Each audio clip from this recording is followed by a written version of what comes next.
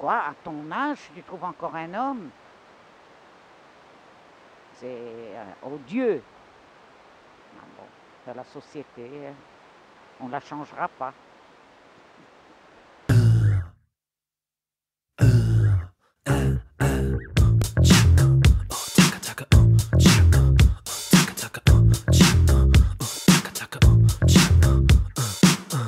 I guess I wasn't feeling okay.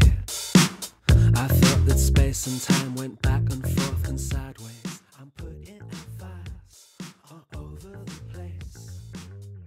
I guess it knocked me sideways. J'en sais rien du tout, c'est pour te dire, j'en sais rien du tout. Vraiment, je me suis rarement posé la question en fait. Quand je regarde mes propres grands-parents, avant qu'ils ont été décédés, ils étaient ensemble et n'avaient pas plusieurs partenaires. Donc, je pense qu'ils ont moins l'habitude d'avoir différentes partenaires. Donc, je pense qu'ils sont moins à risque alors.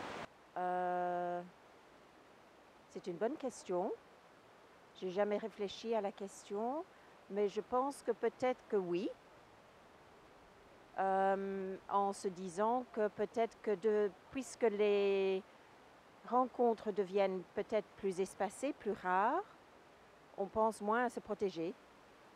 Alors que le risque est tout aussi grand que de faire une rencontre et de passer à l'acte et de... Oui, non, je pense que c'est un groupe à risque, oui. Est-ce que le VIH existe dans leur génération, étant donné que c'est une maladie qui est survenue dans les années 80?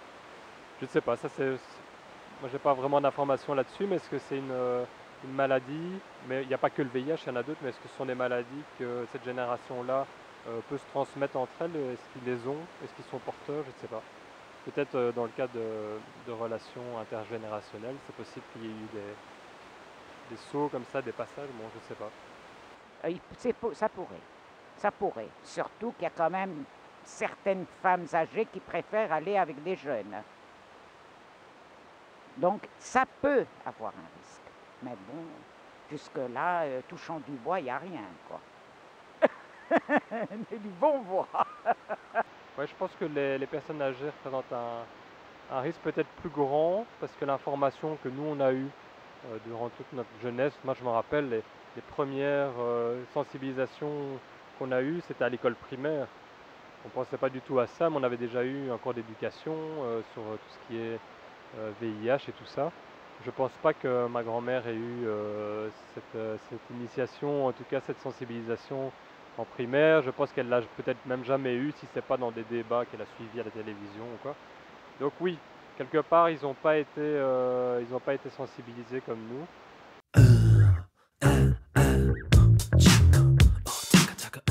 Peut-être pour eux c'est plus dur parce qu'on a peut-être aussi l'intolérance contre l'homosexualité et l'intolérance du sexe avec des personnes âgées. Donc peut-être pour eux c'est plus dur, oui. Moi, j'ai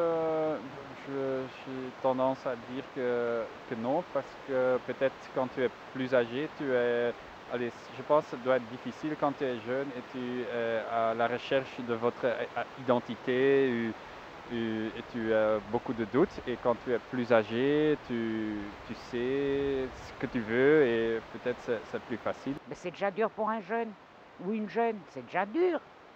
Il y en a qui le font en cachette, il y a certaines cultures qui le font en cachette.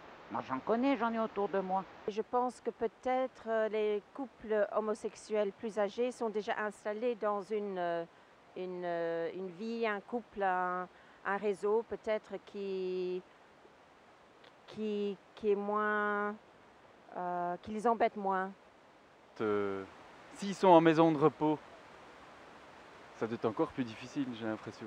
J'ai l'impression que ça doit être encore moins accepté par le personnel, mais j'en sais rien du tout.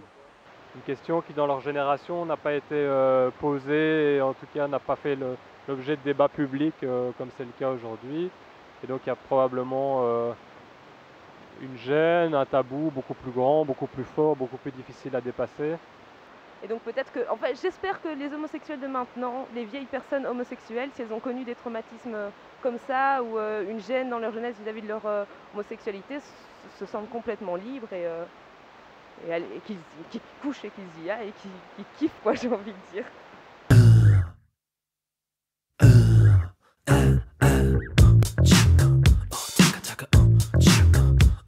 Moi, sida, ce qui s'ensuit, drogue et tout ça, je ne prends jamais. Moi, j'écarte ces choses-là.